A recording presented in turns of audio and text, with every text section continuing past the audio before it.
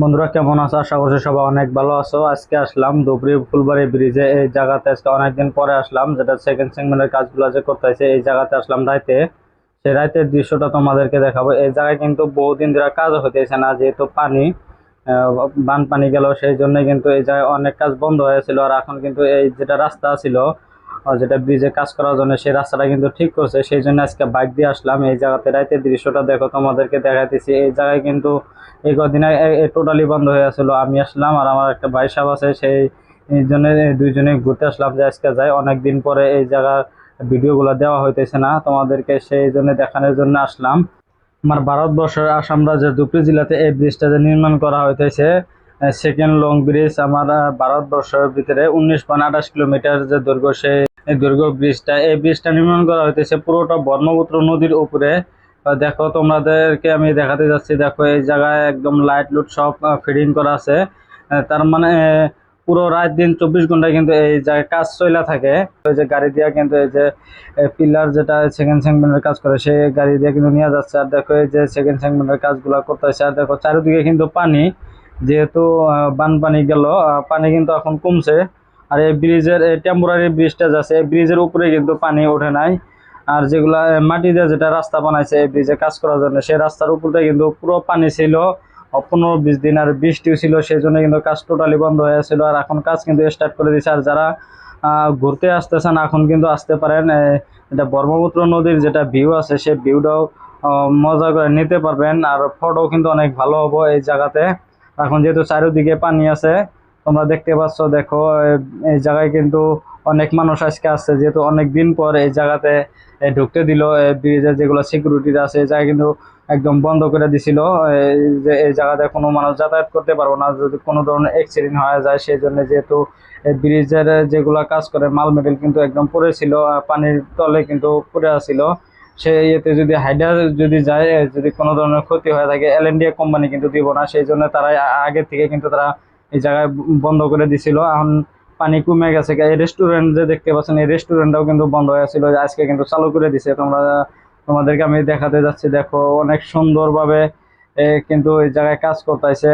আর দেখো, সেকেন্ড সেগমেন্টের কাজ কিন্তু অনেক দূর গেছে, যেটা উপরকার যেটা রাস্তা বানাইতেছে, সেই রাস্তাটার দৃশ্যটা তোমরা দেখতে পাচ্ছ। দেখো, যারা আমার পেজে বা ইউটিউবে নতুন ভিডিও দেখে আছো, অবশ্যই একটা লাইক একটা কমেন্ট করে দিবা আর শেয়ার করে দিবা। কারণ তোমরা লাইক কমেন্ট করলে আমার একটু ভালো লাগে, যে আরো অন্য আরো ভিডিও আপডেট দেওয়ার জন্য আমার পুরা ইচ্ছা জাগে।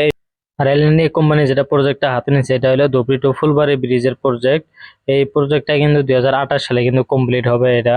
দেখো, এত বড় ব্রিজ এত কম সময়ের ভিতরে যে একটা প্রজেক্টটা হাতে নিছে, যে 2028 সালের ভিতরে কমপ্লিট করবে। আর দেখো, একটা ভাবো, চিন্তা করো যে এই এত বড় ব্রিজ, 19 কিলোমিটার দৈর্ঘ্য, এত বড় ব্রিজে 4-5 বছরের ভিতরে যে কমপ্লিট করবে তারা, তাহলে কি ধরনের মেশিন বা অস্ত্রপাতি খাড়ায় আছে। দেখো, এত কম সময়ের ভিতরে যে এত লম্বা ব্রিজ যে কমপ্লিট করবে, দেখো তাহলে কি ধরনের মেশিন খাড়াইতেছে। আর এই জায়গাতে যে মেশিন গুলা বা গাড়িগুলা যে কাজ করতেছে এই ব্রিজের, এইরকম গাড়ি বা যেগুলো অস্ত্রপাতি বা যন্ত্রপাতি যেগুলো আছে, আমরা আগে কোনোদিন ওইরকম এত ধরনের মেশিন বা অস্ত্রপাতি গুলা দেখি নাই।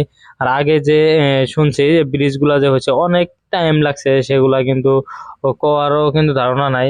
আর আগের যুগের তুলনায় এখন একদম কম সময়ের ভিতরে এই ব্রিজ গুলা কমপ্লিট হয়ে যায়, যেহেতু এই মেশিনের দ্বারাই বা সবকিছু গাড়ি বা মেশিনের দ্বারাই কাজগুলো কমপ্লিট করে। আর এই ধুবড়ী ফুলবাড়ি ব্রিজে কাজ করার একটা গাড়ি আছে, এত বড় গাড়ি আমি আগে কোনোদিনও দেখি নাই, 160টা চাকা। এই গাড়িতে কি করে অ্যাকচুয়ালি জানেন? এই গাড়ি দিয়ে সেকেন্ড সেগমেন্টের পার্টস গুলা যে আছে, সেগুলা কিন্তু অন্য জায়গায় কিন্তু বানানো হয় এক্সট্রা করে। এক্সট্রা করে বানানোর পর সেই গাড়ি দিয়ে কিন্তু এই সেকেন্ড সেগমেন্টের পার্টসটা কিন্তু আনা হয় সেই গাড়িটা দিয়ে। সেই গাড়ির চাকা হলো 160টা চাকা। আগে তোমাদেরকে আমি একটা ভিডিওতে দেখাইছি, যারা দেখো না যায় দেখতে পারো। এখন যেটা দৃশ্যটা যে দেখা যায়, সেটা হলো কিন্তু রাতের দৃশ্য। দেখো, রাতের মধ্যে কিন্তু এই ব্রিজের কাজগুলো করতেছে। দেখো, যে গাড়িগুলা কিন্তু নন স্টপ কিন্তু চলেই থাকে একদম রাতের, সারা রাত 24 ঘন্টায়। আর যারা লেবার গুলা যা আছে, কিছু লেবার কিছুদিন রাত্রে করে, কিছুদিন দিনে করে, এরকম তাদের কিন্তু ডিউ আছে। আর দেখো, আমি এই যে সেকেন্ড টেম্পোরারি ব্রিজের উপরে আছি। দেখো, একদম এই ব্রিজে কিন্তু সারা রাতই কিন্তু গাড়ি আপ ডাউন হয়ে থাকে। পাবলিকেরও গাড়ি যায়, কিন্তু বেশিরভাগ ব্রিজে কাজ করা গাড়ি কিন্তু যাতায়াত করে বেশি। আর এই ব্রিজে রাত্রে ঘুরবার আসলে কিন্তু একটা মজা লাগে, একটা হাওয়া পাওয়া যায়। ব্রহ্মপুত্র নদী কিন্তু বেশি রাতে কিন্তু থাকতে দেয় না, 9টা অবধি কিন্তু থাকতে দেয়, তারপরে কিন্তু নট এলাও। পাবলিকে কিন্তু এই জায়গায় কিন্তু তখন যাতায়াত করতে পারে না, কারণ এই জায়গায় এই রড যেগুলা ব্রিজের মাল মেটেরিয়াল আছে অনেক চুরি হয়ে যায়, সেই জন্য কিন্তু তারা 9টার পরে কিন্তু এই জায়গাতে কিন্তু থাকতে দেয় না। অনেক যার দরকার আছে, বেশি দরকার, তারা যাতায়াত করতে পারে, তাছাড়া কিন্তু এমনি আম পাবলিক কিন্তু হাঁটতে পারে না 9টার পরে। অবশ্যই একটা লাইক একটা কমেন্ট করবা, কারণ তোমরা একটা লাইক কমেন্ট করলে কিন্তু আমার একটা উৎসাহ বাড়ে যে আরো ভিডিও বানাই।